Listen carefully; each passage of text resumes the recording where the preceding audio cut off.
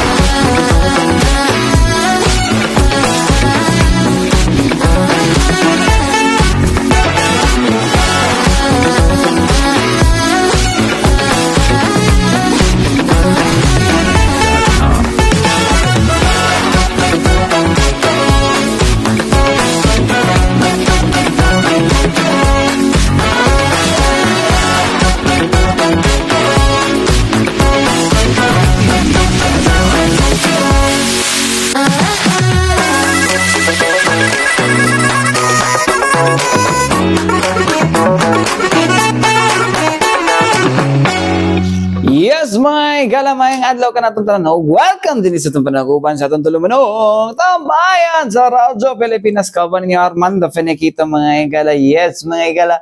Ikatuwang adlaw na karon sa itong Burmans mga igala no. Oh excited ka sa Pasko mga igala no. Pero well, nandiyan ang mga igala no.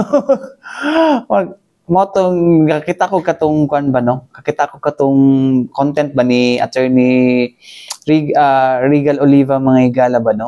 With regards sa tong kuan no? About Burmans mga igala no nga ano Pinoy mga igala nga excited man pag abot og September ganong mura magsugod na gyud sa Pasko mga igala. Well, sama sa tugingon mga igala no, sama sa tugingon mga igala same yung view ni Attorney Regal Oliva mga igala no, kanang ginatanaw nato sa kanang ginatanaw to nga Regal POV mga igala. Oh, nga murag ang kan mo gud mga igala no, ang kan is hopeful mo ng Pinoy no nga something good will happen mga igala no during that season.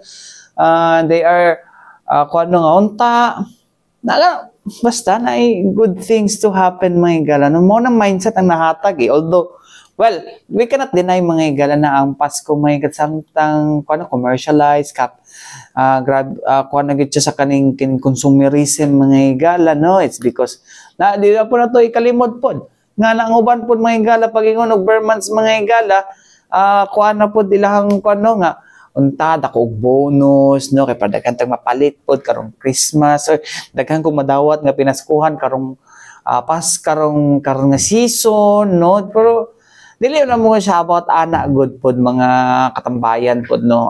Well, wako ko is hope no kay. So una mga igala, well bingon tang karon ay Pasko nga wa tay kwarta gyud no pero somehow medyo hopeful gyapon ta nga at least ka Pasko ta nga maayong lawas. May nga nga mga mindset ba no? Wala ang kon may igala POV sa mga pobre mga igala no. Di para sa nang uban mga igala, di pa gina-satisfied mga igala, itong mga official nga ito nagpagkagahapon Senate hearing mga igala nga, 30,000, isa lang kapustahan mga igala, Na, para sa uban mga higala no, nagtrabaho sa gobyerno nga medyo above og kuan na. Kana isa ka bulan na nga survival mga higala sa tuwa mga trabahante. No? So ba to mga trabahante pero ilahi lagi isa ra nila ipapildi sa isa ka adlaw. No? Ang 30,000. Wow. Sana all. No? Sana all kayo, sana all. Ipusta lang sa papildi na sa kasino ang 30,000 sa isa ka adlaw, no? Ay nako, matay mahimuan na mga higala no. O lagi na no, basta mo sulutan na nga mga bisyo mga higala no. Mo kuan na gito no.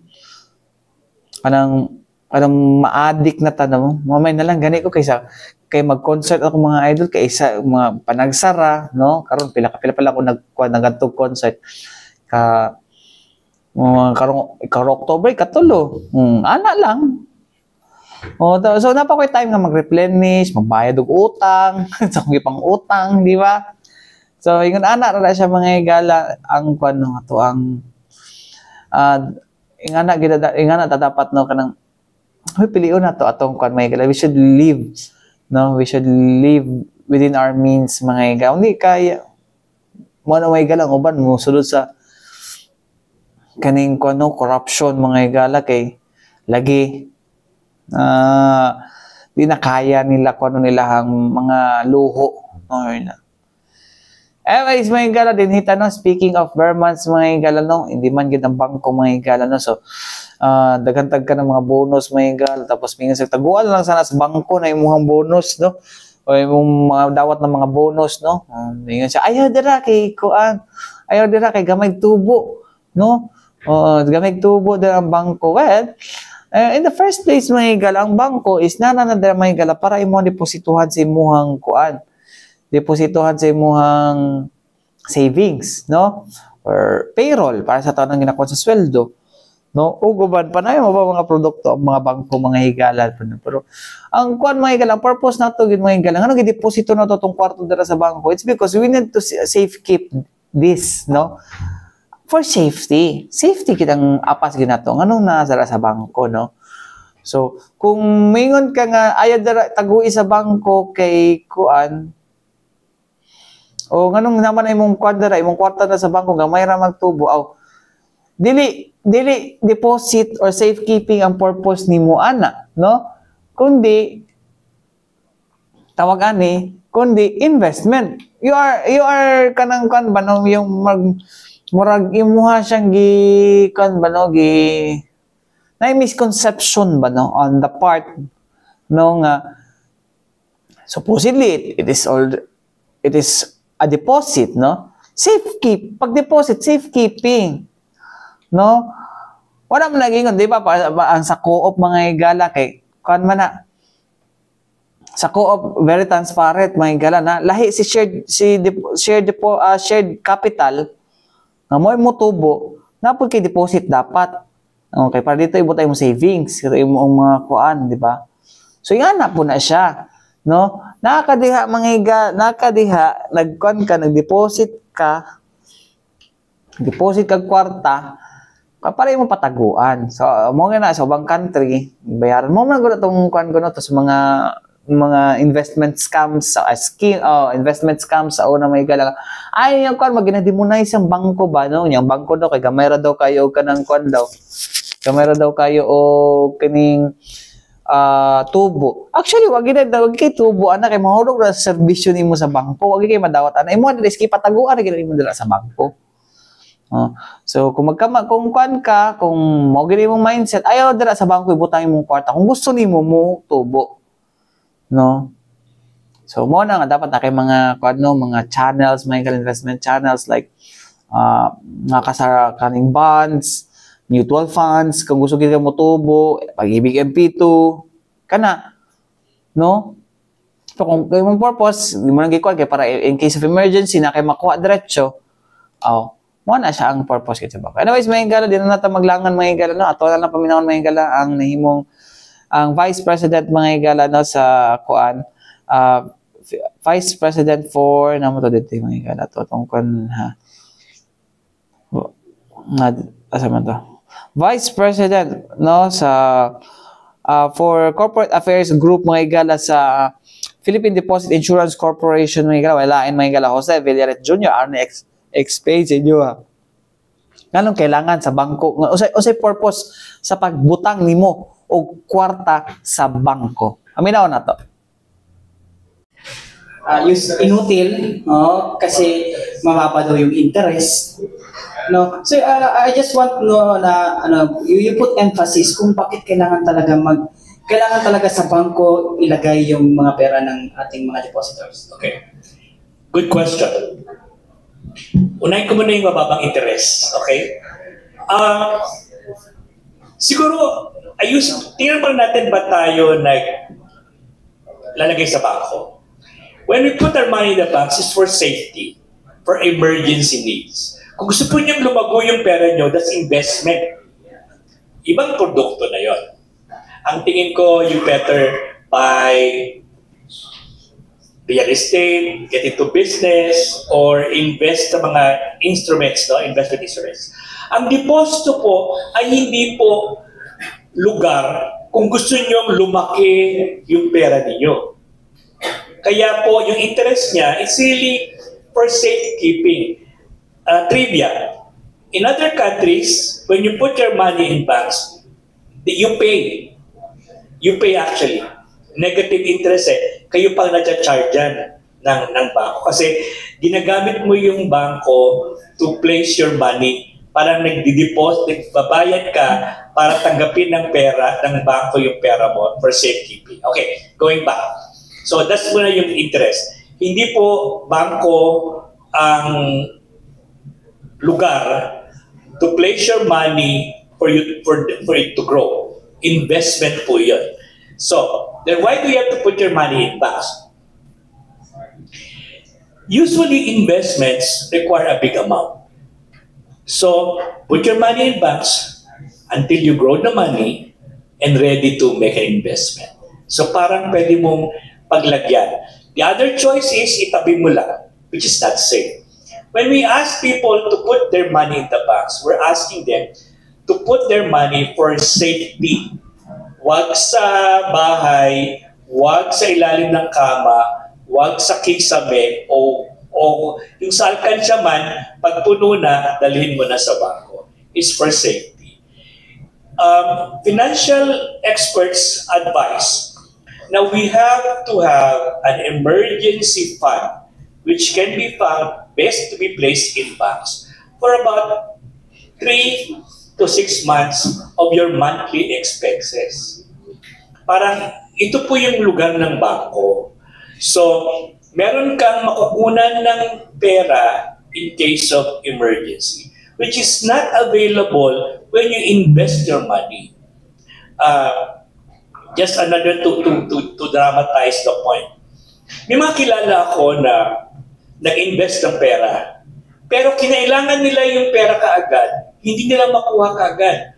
The concern for investment products may gestation like 6 months, 1 year. Wala akong nakikita, may mga 5 years pa nga, wala akong nakikitang investment instrument na pwede ma-withdraw.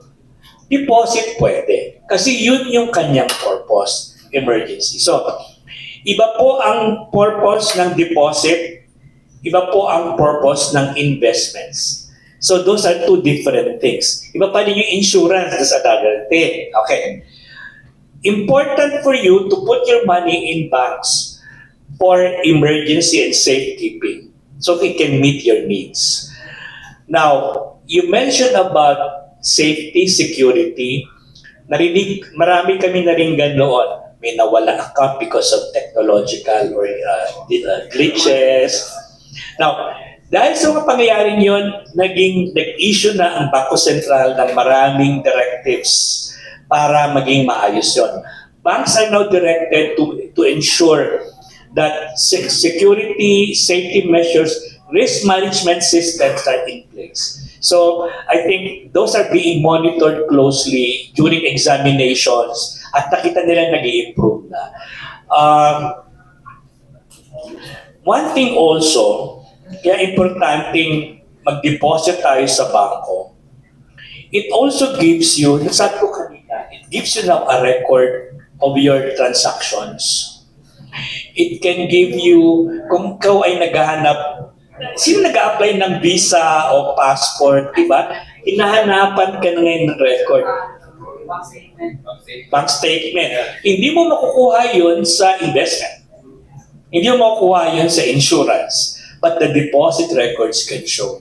So, merong advantages pa rin.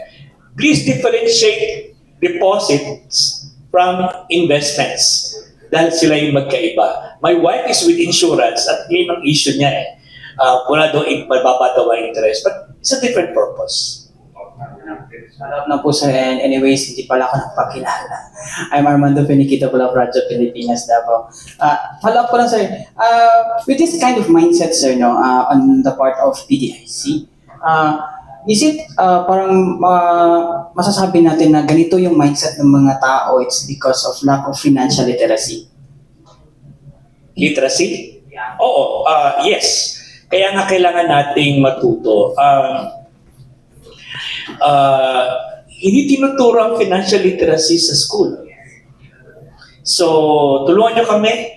We can promote financial literacy. Pag sinabi kasing financial literacy, anong pwede mong gawin sa pera? And I agree with you. By the way, you can request a lecture or a talk on financial literacy from PDIC. Address that in sa ating request. We conduct financial literacy. Kung meron kayong association, we can do that. At sana nga, there are proposals na gawing isang course ito o isang subject sa college. So that's something that we are supporting as well. Thank you po. So, mga galano, ang pahayag ni Sir June Villaret, mga galano, or Jose Villaret Jr., mga galano, ang Vice President for Corporate Affairs Group sa PDIC, mga katambayan. No? So, klaro man to yung giingon. No? So, well, bisag Tagalog, klaro to yung giingon, masabtan man na to. No? Nga, kung gusto nimo og investment, gusto nimo og dili ta diri sa bangko. Although ang bangko po magala nag-offer pod og mga investment like PPI, BDO, unsa pa ba nga security bank, no? Nag-offer po na sila og kanang karon mga galano kanang mga investment sa stocks, mutual funds, no? Naman na sila hinga kuan pod, no. Pero kung lang savings, wag ikitubo diha mga katambayan, no. So tapos ang kuan pod may galay safekeeping, so meaning wag mawala gyud sa imong gipataguan, no. Walay gipatag, walay makuan ba nung walay mawala, no, walay mabawas, walay madugag. Kay safekeeping raman, di ba? Unlike sa kung ikuan nimo na usahay panalo, na usahay talo, kay investment man. There are tendencies mga igala na you will lose your money. It's because of that investment. And sometimes, you will also win because of that investment. But kung deposito sa bangko, savings, don't expect a lot mga igala. No? Kaya mo rin ginagipatakuan siya bangko. Tapos, katoy gingon gani. No? Sa laing nasod, magbayad ka pag magdeposito ka. It's because naman yung mga serbisyo, sa nalanday ng mga teller diha, sikyo diha nga magbantay. No? Unsa pa ba nga kwan? Kanang card imong ginagamit. Di ba? Basic lang, no? Basic lang dapat na nga ito nga ihuna-unahon mga igala. Anyways, mga igala, balik kita man lang sa mga importante painom-dumi nga ito si Bianan.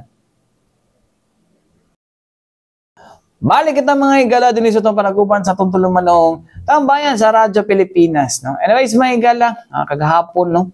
Gisugda na ang, or gibuksan mga igala, or giabrihan ang kining National Crime Prevention Week, mga igala, no? Wala na nagiman. Parang activities. Anyways, mga igala, kagahapon, mga igala, napaigayon na kani o sa ka-press briefing, mga igala, ang National Police Commission, mga igala, kauba ay ang Department of the Interior, Local Government, mga igala, kauba National Police Commission. Of course, ito ang Local Government Unit, mga igala, pinagi sa ito ang Public Safety and Security Office, mga igala, or PSSO, Atong Davao City Police, of course, mga higala no, nga may nagamando mga higala sa tuwang or nagakuan sa tuwang kapulisan mga higala. Tama, kasi naman ng law enforcement sila patuman sa mga sa itong balaod dire sa Davao City o ang kuan mga higala no, tawagan ni ang kuan Task Force Davao. Natin to Task Force Davao may higala isip alalay sa to ang law enforcers may higala no sa og nagapatuman pud sa to seguridad dinhi sa Davao City mga higala no kun asa mga higala no kanang Task Force Davao mga higala sila ang in charge diha no sa checkpoints nato no sa to mga control border control points mga higala no diha sa Lasang, Lacson o kining sa Sirawan. So diha kasagaran na to ang mga kuan mga checkpoints may higala. So isa sa mga kuan karon mga higala no unsa ba gini mga strategy on kuan mga higala on implementing our kaning gitawag na to nga crime ma-prevent na to ang crime mga higala. Actually there are other ways, no? There are many ways rather, no? There are many ways mga higala. Hama pa maagi mga higala. Saan ito pag-deter sa krimen mga higala? Sa Davao City mga higala, no? Nakaring kampanya nga kung may nakita magsalita, so kanang nag-encourage na sa ato ang mga higala na sa itong mga katawhan, no? Kapag may nakita nga krimen mga higala, magsalita. O dito sa otoridad, dili sa social media.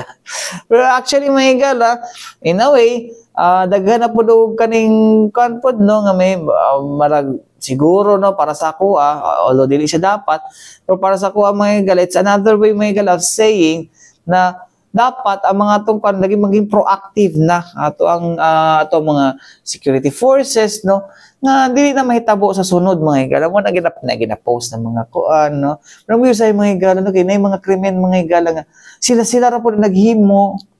How can we prevent that? No? O kanang mga kuan lang kanang mga snatching, mga kuan kaya siguro na i-prevent. But how? How about kanang sa sulod sa banyong balay? So there are many kuan mga higala, there are many ways mga higala. Unsaon nato na pag kuan mga higala? Unsaon dapat nato na nga di mahitabo kanang mga klaseng nga krimen mga higala. Anyways, mga higala, yata maglangan mga higala na ito ang paminahon mga higala, ito ang mga opisyal, gikas ito ang Department of the Interior, Local Government mga higala, kauban dira mga higala, no, ang Regional Director no, sa DILG, nga si Sir Abdullah Matala mga higala, no, kauban usab niya mga higala ang ang ato ang National Police Commission mga higala, no, ang Acting Assistant Regional Director na si Attorney Ralph Mendoza mga higala, ato ang PS ato ang kuan may higala no ato ang acting operations and cooperation officer mga higala sa Public Safety and Security Office mga higala na si Major Jose Daniel Kimpo mga higala, ang acting chief no sa DCPO Community Affairs Division, Community Affairs Unit mga higala nga si Major Ruben Libera og ang representante gikan sa I think siyang executive officer mga higala no sa Task Force Davao na si Lieutenant Colonel Harold Ho mga higala. Anyways, paminahon nato ni nga video mga higala.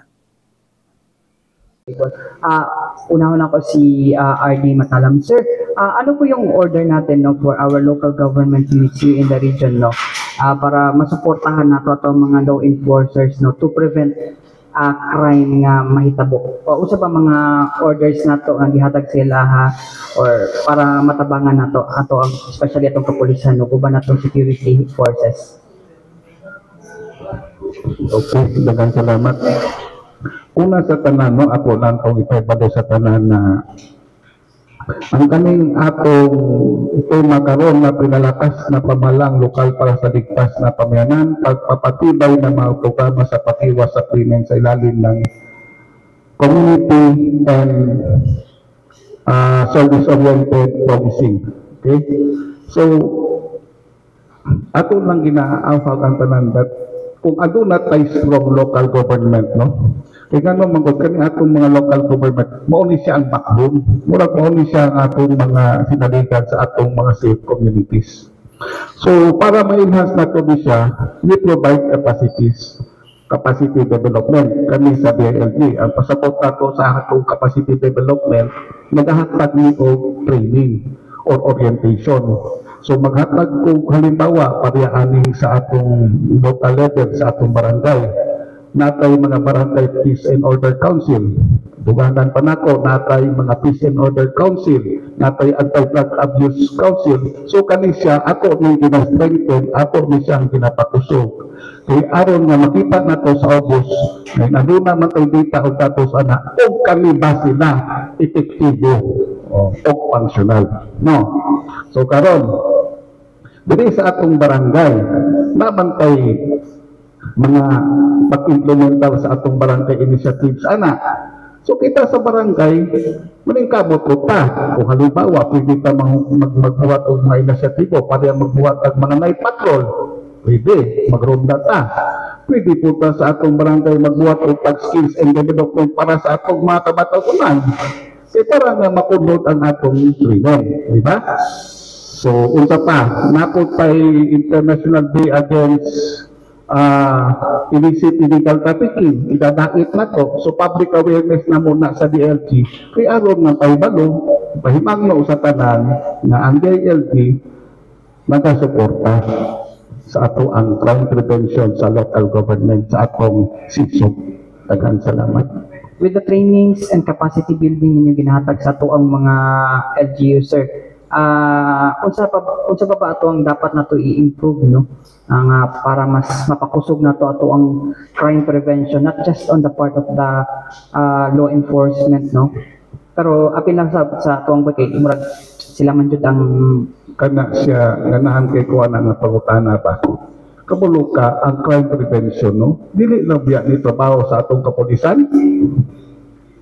Dili lang ni trabaho sa atong kapulisan. Kinahanglan ang coordination, collaboration sa laktod ng istorya pag tinabangay sa atong kapulisan, barangay,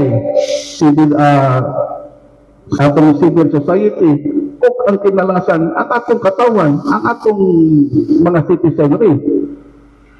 Kaya kinanglanon, kita po nga mga katawan, may dinangkod pa, ibang tayo pa. Pariani din sa ato Davao City, naman tayo kinatawag na unsa ganito? Culture of security. O diba? Kung ano na makitaan, i-report, ipabalo. Parang matabangan po nato ang atong local government diri sa August. Pero how about sa other LGUs, sir, nga diri sa tuwa natay culture of security, how about napatay mandok na ihatag ko na to sa ilaha for that na kinahanglan mo ko sa inyo. Dili biya tanang LGU parihas. Nay ubang mga LGU na to nga kulang og mga resources. Kung sa ipasabot na ko sa resources, kulang sila og tao, kulang og fund requirement. So karon kung sa ibuhato na to, we will fill the resources. Mangayo pagtabang sa ubang LGU. Para nga matabangan nato na prevent nato ang krimen. O dili lang na sa mao, i-capacitate po nato. Mangita kita sa atong mga national government agencies. So sa uban pa nato nga kauban sa gobyerno nga tabangan nato kay kung tay kakulangan. Pero ang atong tumong, our main objective is ma-prevent nato ang krimen. Part of Napolcom, attorney, ano po yung parang mandate natin for us na meron tayong effective na crime prevention campaign? Yes sir, no. As early as 2015 sir, nagpagawas ang National Police Commission of resolution, no, supporting the community service-oriented policing, or community and service-oriented policing system. So it's a crime prevention tool gid sir na ay partnership dinhi ang ato ang local government, ang atong law enforcement, the PNP, and di lang pud kana, no, ang atong community. And of course, atong gihatap ng mga stakeholders. Important na din ha, no, atong gina-oversee, no, sa Napolcom ang proper implementation ani regular din nato na gina-monitor sir, because we believe na ang ato ang pag-attain sa peace and order is not pwede, or di siya pwede mahitabo lang kung reactive lang tanga ang atong mga police. igo lang muna ko kung tungkol kinahanglan hitabo nga krimen. We put much value sa importance na atong i-prevent na, and how do we prevent that? Dapat makita sa nakatauhan na atong police nasa community nag-deliver basic services with the help, of course, of the local government and ato pang ubang mga partner stakeholders, no, what law enforcement agencies apart from the Philippine National Police. Thank you po. And sa side na lang po sa PSSO, sa DCTO, and sa task force sa po na si LGU.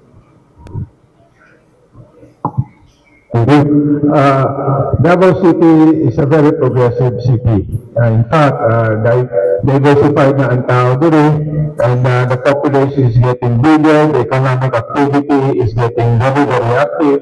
So that is why Davao City is concerned with security and safety of all people in Davao City. That is why PSSO, through PSSO, Davao City is always supporting any activity geared towards the safety and security of the population in Davao City. Anybody who is in Davao City is concerned, together with the other security and safety agencies like Task Force Davao, the Davao City Police Office. We always have a coordinative relationship with them so that to ensure that actions and synergetic actions, we can identify what special or what unit will address such particular problem that may arise in Davao City. As I have said, Davao City is a very progressive city. It has to make sure that anybody who comes to Davao City would have the feeling of safety and security. They can stay here and assure that their lives are protected. So that is why Davao City is investing in technology, human resource, and solutions. And Davao City is progressively updating our security measures in Davao City in coordination with the different security agencies and safety areas. So that is why in here we try to make sure that we support any activity, most especially here right now. We are here to enjoy in the National Crime Prevention Week, which Davao City is very much active. So that, I guess that's what Davao City can do for the safety and through the Public Safety and Security Office. Thank you.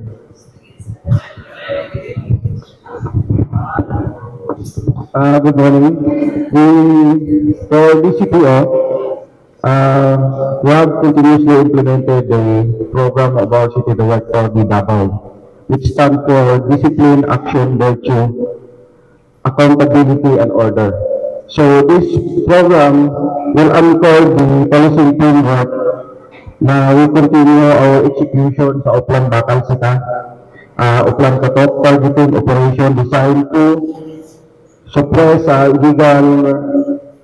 illegal firearms, contraband, and criminal activities. So, we have increased our police visibility by putting maglagay tayo ng during info, makikita natin yung three colors, the red, yellow, and white.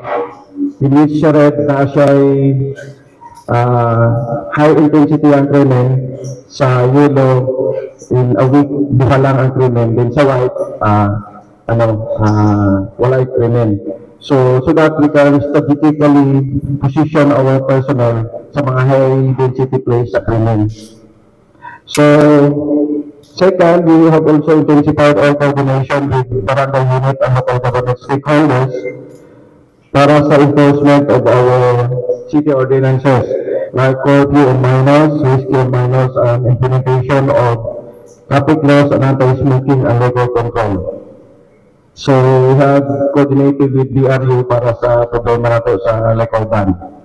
And following the year themes, the DCPO reflect unwavering dedication to safeguarding the City through strategic enforcement, community partnership, and institutional alignment with national directives. Thank you. For task force staff po. Again, good morning. I'd like to highlight accomplishments natin on Again, good morning. I'd like to highlight accomplishments not just for the security sector, pero as a whole, no? As a whole citizen of Davao and News, no? So tayo ang may kinabang sa accomplishments ngayon, no? Lead ang agency, PNP, Task Force Davao, support the PNP. So, highlight natin na merong balita recently na Davao City ranked top 3 safest city in Southeast Asia. So, napakalaking achievement. Siyempre sa security sector, pero as a community, kasama tayo doon kasi security is a shared responsibility. Hindi pwede niya sa police, sa sundalo, dapat bawat isa sa atin may role. Kaya dapat nga yung being ranked as third, dapat kasama natin sa celebration ngayon, no? Siguro, palakpakan natin sarili natin. Kasi achieve natin ngayon ito yan dahil hindi basta-basta yan na ma-achieve, no? Siguro yearly na achieve natin na nagagawa natin. So dapat ma-maintain natin yan. Dapat yung ma-emphasize natin yan dito, no? Kaya nga ang Task Force Davao joins the NAPOLCOM, the PNP in this proactive or prevention of crime. Siyempre, ang terorista, kung gusto niya manggulo, doon siya sa maraming krimen na lugar. Dahil napapabayaan ang lugar eh. Pero kung makita ng terorista na grabe ang pagbantay ng security forces sa Davao, less ang crime, so less possibility na magkaroon ng terrorism. So kaya nga sa amin, yung programs namin is anchored in the Executive Order number 41. This is the time of Mayor Sara Duterte. No? Siya nagpasimula ng culture of security na in-encourage ang Davaoenos to adopt a culture of security. No? Maraming mga actions na dapat gawin na dapat sundin. No? Bawat isa, bawat Davaoenos susunod, no? Hindi pwedeng iilan lang. Kaya again, no, we support the lead agency sa mga crime, sa mga prevention, sa PNP. No? Dumating ang terrorism, mga lead role pa rin isang Task Force Davao. Ilan po. So mo to mga katambayan, no, ang pahayag sa ato mga opisyal mga igalagikan sa taong DILG na Polcom, ang sabani na Polcom, National Police Commission, Public Safety and Security Office, Davao City Police Office, yung ang task force, Davao mga kasamoto, ilang mga pahayag, no, paunsa nila dapat masuportahan na ito ang kuano tong community. Well, isa-git sa kuan mga galagingon dito gi-emphasize ni RD Matala mga igala, no, nga ang community ang community involvement mga igala, ang ato ang pag-involve po sa to ang civil society group mga igala, organizations mga igala, mo dapat na ang susi nga para ma-prevent na to bisag unsang krimen mga igala. Gani mga igala, no, diri sa tuwa sa kuano diri sa tuwa sa Davao City, no, pasalamat ako pasalamat mga igala, no, nga na si Colonel Manan Muarit mga igala ang na-assign dinhi as acting city director kablaw no. No, tan-awa kung ginaunsa niya pag-involve. Makita nato na tan-awa lang ninyo Facebook page sa Davao City Police Office. Tan-awa kung ginaunsa nila pag-involve ang community, ang organizations. Ginaunsa niya na paglibot, appeal ang mga eskwelahan, mga igala, no? Papa-elementary o high school man, no? Kaya ato ang makita, di ba? Nga every Monday nga flag ceremony mga igala, nasa sa mga eskwelahan, no? O nasa sa Daniel R. Aguinaldo National High School at sa may mandog na eskwelahan, napa sila sa makita nato na siya mga igalang nga naagit siya diyan nag-attend, no? O nagalibot-libot gid siya dira, no? So ambot lang ka kung kay giganahan ang mga taga Davao si Muha, sir. Sobrang mo ka-active. No, ganahan ng taga Davao si Muha, sir. Sa sukat nga sige kag inspection, sige kag libot-libot, sir. Ang mga pulis na nagit permintis kalsada. No?